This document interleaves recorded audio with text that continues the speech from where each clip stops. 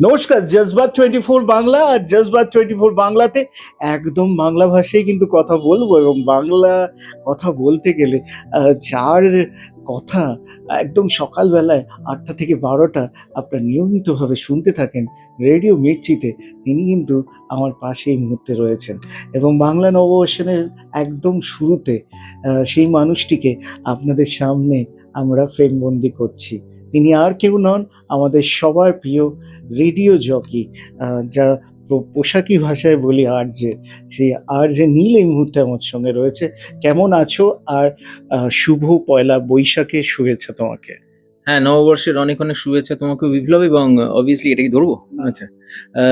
ভীষণভাবে সকলে যারা দেখছে এই মুহূর্তে তাদের সকলকে নববর্ষের অনেক, অনেক শুভেচ্ছা। আশা করছি আ এই বাংলা বছরটা খুব ভালো থাকবে, ভালো লাগবে।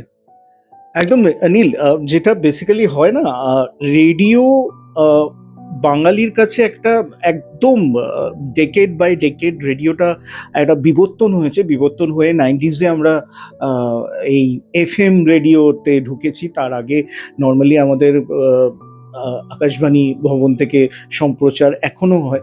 এই রেডিওর এই বিবর্তনের মধ্যে এই আ নতুন ভার্সন এফএম, যেখানে একদম ১ম থেকে তুমি রয়েছো। এই যে বিবর্তনটা, মানুষের ভালোবাসা, সমস্ত কিছু নিয়ে যদি আমাদের দর্শকদের কিছু বলো। সেটা বলতে গেলে পরে তো পুরো বছরটাই কেটে যাবে। আচ্ছা। না, তবে আমার মনে হয় যে তুমি যেটা বললে যে ৯০ এর দশকের মাঝামাঝি সময় থেকে রেডিওতে এফএম বিষয়টি আসে। তখন অবশ্য টাইমস এফএম ছিল এবং টাইমস এফএম খুব অল্প কিছুটা সময়ের জন্যে তাঁরা ব্রডকাস্ট করতেন। তারপর ২০০৩ সালে রেডিওতে একটা কলকাতা শহরে একটা বিপ্লব ঘটে। একসাথে ৪ টে স্টেশন আসে। যার মধ্যে মির্চি ছিল, রেড ছিল, আমার, পাওয়ার। আ এই কয়েকটা স্টেশনের মধ্যে আমার পাওয়ার আনফরচুনেটলি এখন আর নেই আমাদের সঙ্গে। কিন্তু মির্চি আছে, অন্য রেডও আছে। আ মির্চির সঙ্গে আমার শুরু আমি করেছিলাম 2006 এ। তার আগে 2003 থেকে আমি মির্চি শুনছি। এবং এই এফএমটা বেসিক্যালি একটা সুবিধে যেটা হয়েছিল সেটা হচ্ছে গিয়ে তখন না আমরা তো সিডিতে গান শুনতাম। মানে ক্যাসেট থেকে সিডিতে আসছে আ পুরো বিষয়টা। রেডিওতে সিডি কোয়ালিটির গান দেয়া হতো এবং তার পাশাপাশি প্রেজেন্টেশনটা ভীষণ ঝকঝকে তকতকে হতো। যেটা হয়তো আমি ঝকঝকে তকতকে বলতে আমি এটা বলছি না যে আগে যারা করতেন, আগে যারা উপস্থাপনা করতেন তারা খুব মানে ম্যাড় প্রেজেন্টেশন হতো। তাদের নিজস্ব একটা স্টাইল ছিল। কিন্তু আ সেটা একটা পার্টিকুলার সেকশন অফ পিপল এর জন্য ছিল। হুম? আ এফএম এ যেটা হলো সেটা হচ্ছে গিয়ে কলেজ গোয়ার্স, স্কুল গোয়ার্স, যারা এ এ অনেকটা আধুনিক নতুন প্রজন্ম তাদেরকে টার্গেট করে এফএম শুরু করলো এবং তাদের প্রেজেন্টেশনটাও একটু অন্যরকম হলো। আ তো সেটা খুব হিট হলো সেই সময় 2003 থেকে এবং এখনো পর্যন্ত রেডিও চলছে। একদম, এবং রেডিও চলছে বলেই একদম মির্চিতে যার গলা শুনে আপনাদের সকালটা, অবশ্য কিছু বাঙালির কাছে সকাল অনেক তাড়াতাড়ি হয়। কিছু বাঙালি যারা রেডিও শুনতে, শুনতে সকাল হয়। তো রেডিও মির্চিতে আরজে নীলের অনুষ্ঠানও আপনারা শোনেন। আপনাদের খুব ভালোই লাগে। কেননা দীর্ঘ ২০ বছর ধরে এই এফএম সাম্রাজ্যে আরজে নীল একজন অন্যতম এবং অন্যতর নাম। নীল, এই যে প্রফেশনটা খুব ইন্টারেস্টিং, খুব মিষ্টি একটা প্রফেশন। এই প্রফেশনটায় এখন অনেক ছেলেমেয়ে তারা আরজে হিসেবে আসছে, তাদের কাজ করছে। যারা আজকের প্রজন্ম, যারা সত্যি এই সুদিং জিনিসটার মধ্যে সত্যি আসতে চায়, তাদের জন্য কি বলবেন? আচ্ছা, রেডিও জকি হিসেবে হ্যাঁ, অনেকেই আসতে চাইছে। অনেকে আমার কাছে ইনফেক্ট অনেকে ক্লাসও করে আমার কাছে। বহুদিন ধরেই করছে তারা।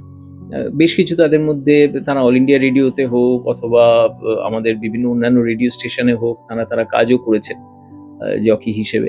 আরো অন্যান্য মানুষজন তারাও শেখেন বিভিন্ন জায়গায়।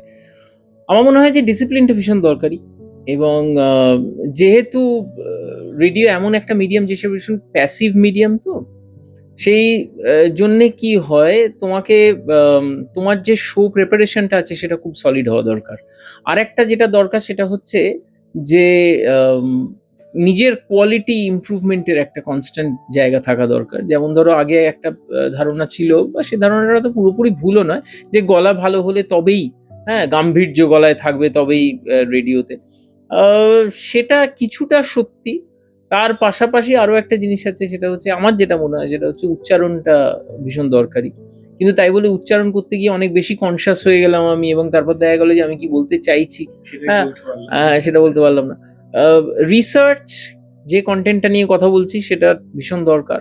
আর নিজের উচ্চারণটা ভালো দরকার। আরেকটা জিনিস যেটা দরকার সেটা হচ্ছে যে আ দৈনন্দিন জীবনে যে মানুষটি আছে তার সঙ্গে যদি তুমি কানেক্ট করতে পারো, তার জীবনযাপনের সঙ্গে তোমার কথাবার্তা যদি মিলে যায়, তাহলে পরে তুমি অ্যাকসেপ্টেড। তাহলে পরে তুমি ভালো রেডিও জকি। একদম।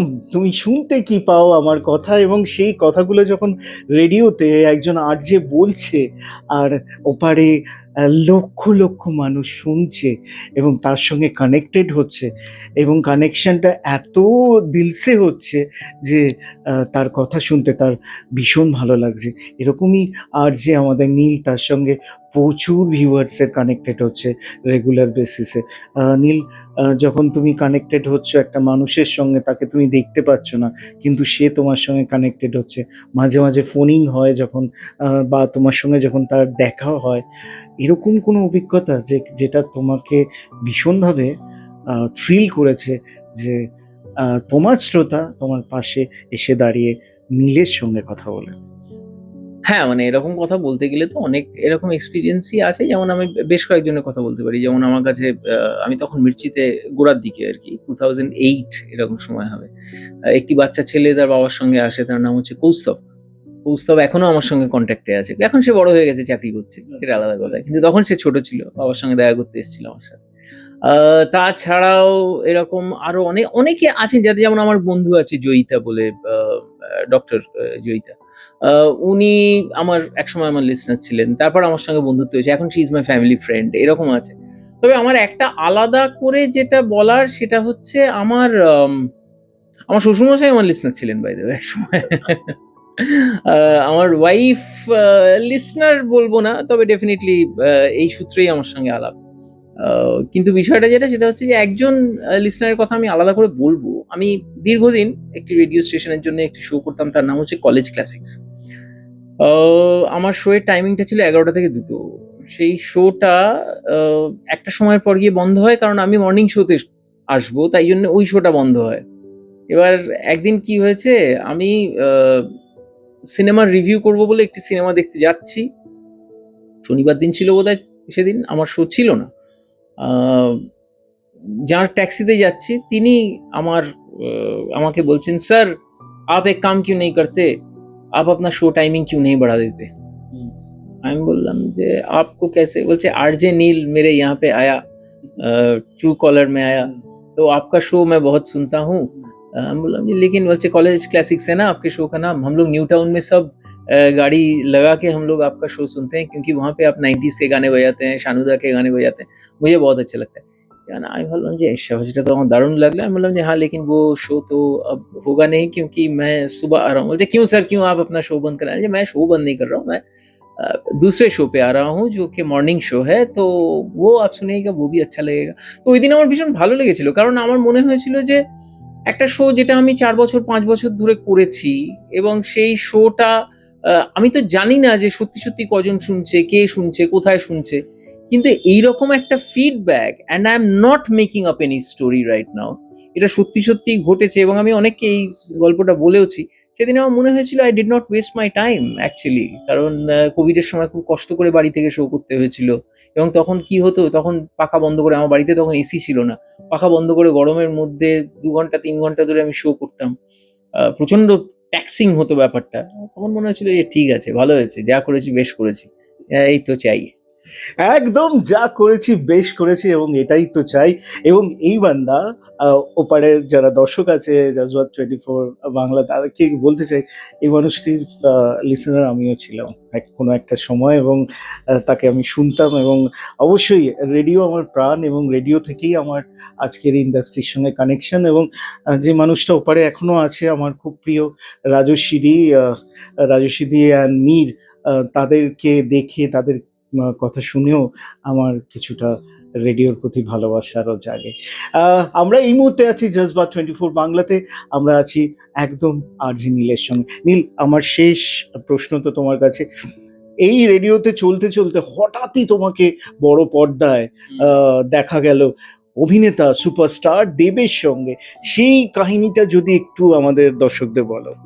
সেই কাহিনীটা বেশ পুরনো কাহিনী। হ্যাঁ, তবে শুধু দেবের সঙ্গে নয়, বেসিক্যালি ওই কাহিনীটা শুরু হয়েছিল তার কিছুদিন আগে। আমার সঙ্গে অতনুদার দেখা হয়েছিল, অতনু ঘোষ।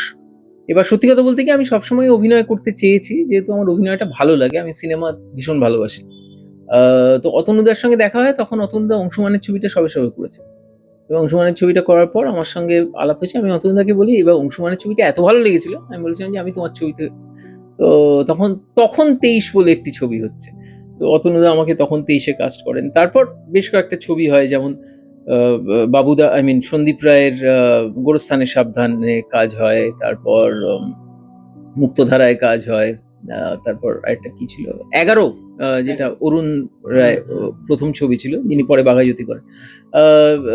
অরুণদার সঙ্গে কাজ হয় ১১-তে। পাগলু, যে প্রশ্নটা তোমার ছিল, পাগলুর ব্যাপারটা হয় কি, রাজীব দা অমানুষ ছবিটার প্রমোশনের জন্য আমার স্টুডিওতে আসেন। আর সেদিনকে রাজীবদার ইন্টারভিউটা আমি করি। ইন্টারভিউটা করার পর এবার ন্যাচারালি সামহাউ রাজীবদার সঙ্গে আমার প্রথমেই ক্লিক করে যায়, এবার যেরকম হয় আর কি।